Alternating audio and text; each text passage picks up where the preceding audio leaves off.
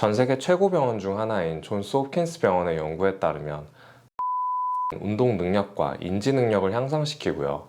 스트레스 수준을 낮추어 파킨슨, 알츠하이머, 뇌졸중과 같은 질환에 효과적이라고 밝혔습니다. 그러다가 돌고 돌면 결국 눈을 떠보니까 신경정신과에서 우울증 약이나 불안장애 약과 같은 신경안정제를 처방받는 내 자신을 보게 됩니다. 자율신경 문제가 있으신 분들은 꼭 이전에 올려드렸던 자율신경을 악화시키는 5가지 원인에 대해 많은 분들이 질문을 달아주셨는데요. 원인을 알 수 없는 통증이나 신경계 질환, 또 불면이나 우울로 힘들어하시는 분들께 영상이 도움이 되시길 바랍니다. 질문 중에 자율신경을 혼자서도 관리할 수 있는 방법에 대해서도 많이들 여쭤보셨어요.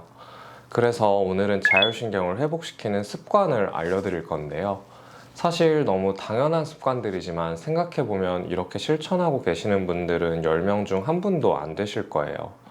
이번 영상을 통해 자신의 습관을 돌아보고 좀 더 신경을 쓸 수 있는 계기가 되시길 바랍니다. 5가지 중 앞에 2가지는 특히 좀 우회라고 생각하실 수 있는데요. 그럼 바로 본론으로 들어가 볼까요? 첫 번째, 노래 부르기입니다. 노래 부르기는 실제로 제가 자율신경 이상이 있으신 환자분들께 알려드리는 방법 중 하나입니다. 제가 무슨 근거로 그렇게 얘기하냐고요? 전 세계 최고 병원 중 하나인 존스 홉킨스 병원의 연구에 따르면 노래 부르기는 운동 능력과 인지 능력을 향상시키고요. 스트레스 수준을 낮추어 파킨슨, 알츠하이머, 뇌졸중과 같은 질환에 효과적이라고 밝혔습니다. 우리가 노래를 부를 때 신체에 나타나는 변화를 살펴볼게요. 일단 규칙적이고 깊은 호흡을 하게 됩니다.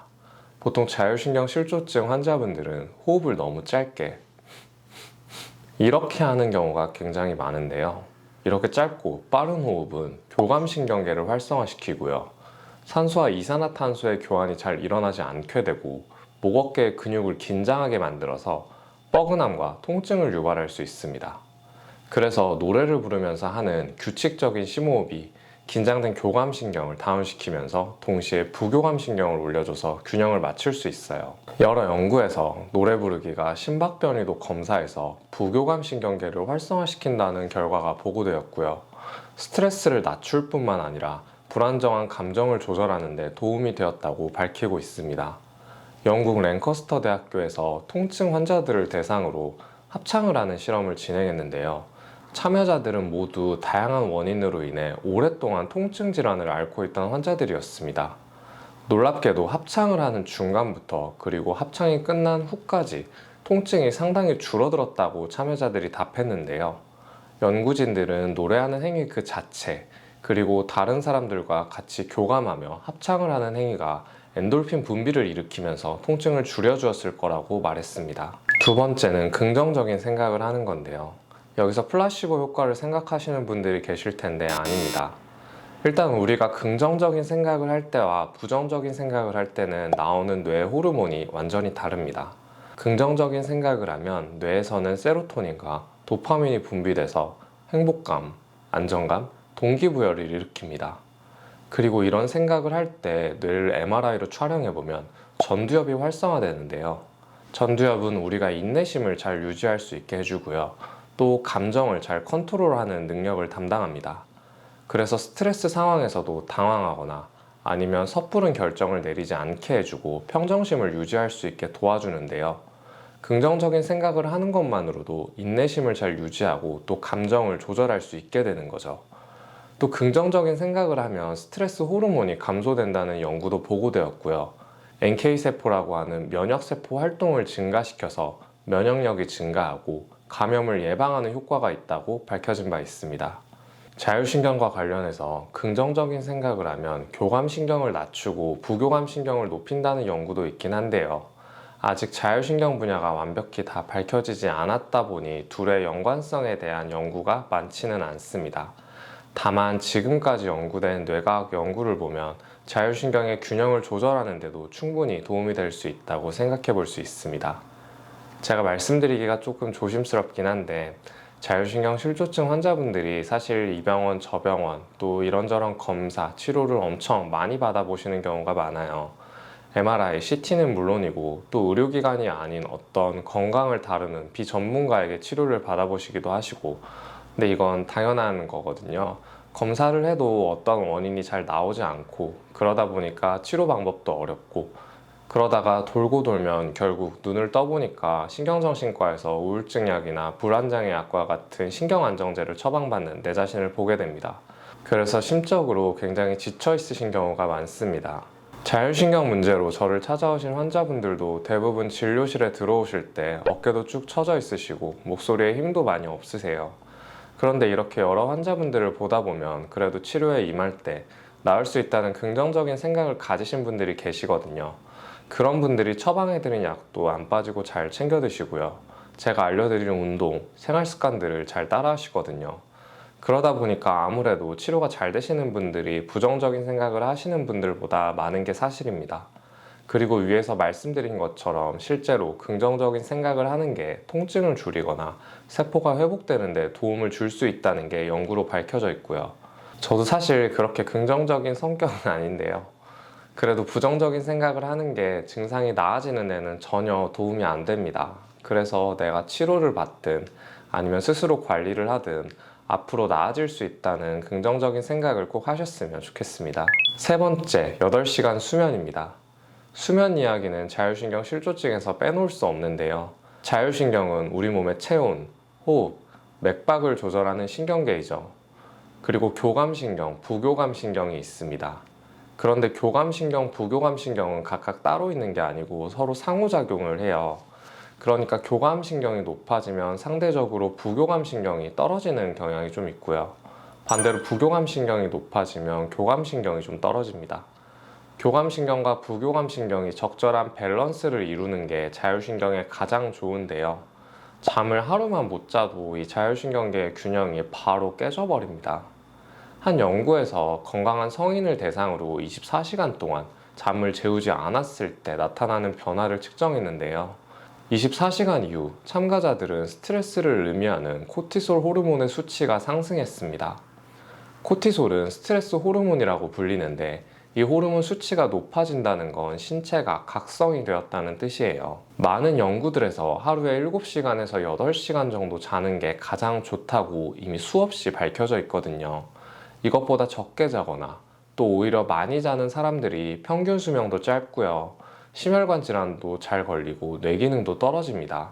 한국 사람들은 대부분 잠이 더 부족한 분들이 많지 않을까 싶은데 가급적 10시와 오전 7시에서 8시 사이에서 시간을 좀 조정을 해서 하루에 최소한 7시간에서 8시간 정도는 주무시도록 노력해주세요. 네 번째는 규칙적인 운동입니다. 자율신경의 운동도 아주 중요한데요. 단, 운동을 제대로 해야 도움이 될 수 있습니다. 제가 환자분들한테 운동을 하라고 하면 막 헬스장에서 죽을 때까지 1시간, 2시간 운동하고 또 무게치고 그러시는데요. 그런 뜻이 아니에요. 오히려 이런 운동은 어떤 분들께는 자율신경을 악화시킬 수 있습니다. 어떤 자율신경이 더 우세한지에 따라 본인에게 맞는 운동을 해야 합니다. 교감신경이 우세한 경우는 몸에 힘이 굉장히 많이 들어가 있는 상태고요. 근육이 뻣뻣하고 뭉치고 복부에 가스가 차서 소화도 잘 안 되는 타입이에요. 이럴 때는 근력 운동보다는 가벼운 유산소 운동을 하시는 게 좋습니다. 대표적인 유산소 운동은 바로 러닝이죠. 이전에 러닝이 자율신경에 도움이 되는 이유에 대한 영상을 올려드렸는데 러닝을 하고 계시거나 러닝을 시작하려고 하시는 분들께 도움이 되실 거라 이건 참고해 주시고요. 이외에도 축구, 농구, 배드민턴 같은 구기 운동도 유산소 효과가 있고요. 무엇보다 중요한 건 본인이 좋아하는 취미 활동을 하면 그 자체로 스트레스가 완화되면서 교감신경을 진정시키는 효과가 있습니다. 부교감신경이 우세한 분들은 좀 다른데요. 이런 분들도 목 어깨가 뭉치고 아픈 증상이 있습니다.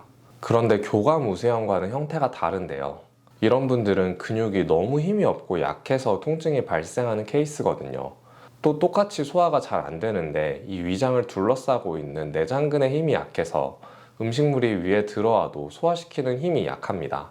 이를 기능성 위장장애라고 합니다. 그래서 이런 분들은 근력 운동을 하는 게 좀 도움이 될 수 있어요. 단백질도 같이 섭취해 주시는 게 좋고요.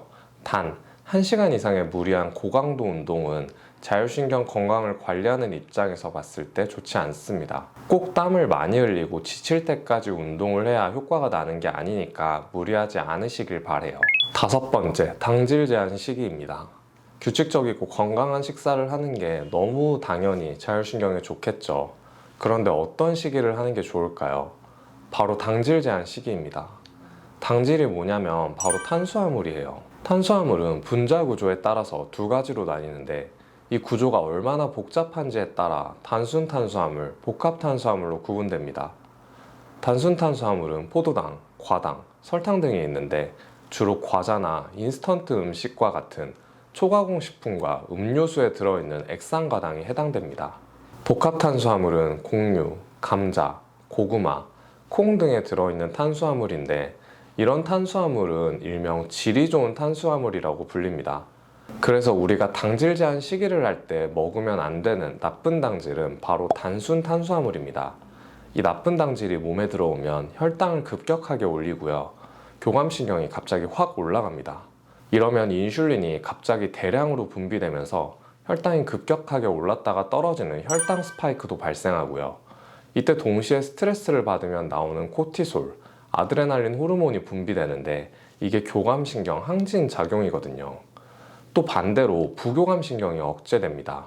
부교감신경이 적당히 작용해야 우리 몸이 소화도 하고 휴식을 취하는데 이 나쁜 당질이 교감신경을 계속 자극하니까 부교감신경이 상대적으로 떨어지고 그러면 몸이 계속 피곤해지는 거죠. 그래서 만성적인 스트레스 상태로 만들고 또 몸에서 계속 염증을 만들어내서 면역력도 떨어지게 만듭니다. 자율신경 문제가 있으신 분들은 꼭 이 단순 탄수화물을 제한하는 식사를 하셔야 합니다. 정리하겠습니다. 자율신경을 회복하는 5가지 습관으로 노래 부르기, 긍정적인 생각, 8시간 수면, 규칙적인 운동, 당질 제한 시기를 말씀드렸는데요. 오늘 영상이 도움이 되셨나요? 건강하기 위해선 병원에 가는 것도 중요하지만 일상적인 생활 습관이 결국 우리 몸의 건강을 결정합니다. 구독, 좋아요 눌러주시고 또 건강해지시고요. 저는 다음에도 더 좋은 영상으로 돌아오도록 하겠습니다.